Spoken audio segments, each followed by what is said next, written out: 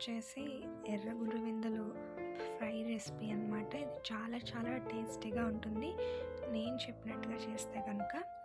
So చేపల్ని బాగా wash చేసుకున్న తర్వాత తగినంత కారం, అలాగే తగినంత సాల్ట్, అలాగే కొంచెం అల్లం వెల్లుల్లి పేస్ట్ వేసి బాగా మిక్స్ చేసుకోవాలి. ఇలా మిక్స్ చేసుకున్న దాన్ని మూత పెట్టుకొని కనీసం అరగంట అయినా సరే మనం పక్కన పెట్టేయాలి. అప్పుడే ముక్కలకి ఈ ఉప్పు, కారం, మసాలా అనేది చాలా బాగా పడతాయి. తర్వాత ఆయిల్ హీట్ ఎక్కిన తర్వాత ఈ యొక్క మనం కలిపి పెట్టుకున్న ముక్కల్ని లో ఫ్లేమ్లో పెట్టుకోవద్దు, మీడియం ఫ్లేమ్లో ఉడికించుకుంటే సరిపోతాయి.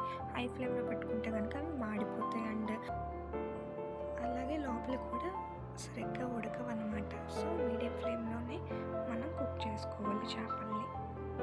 ముఖ్యంగా ఈ చేపలు తినడం వల్ల ప్రయోజనాలు ఏంటంటే వీటిల్లో ఒమేగా 3 ఫ్యాటీ యాసిడ్స్ అనేవి పుష్కలంగా ఉంటాయన్నమాట. అండ్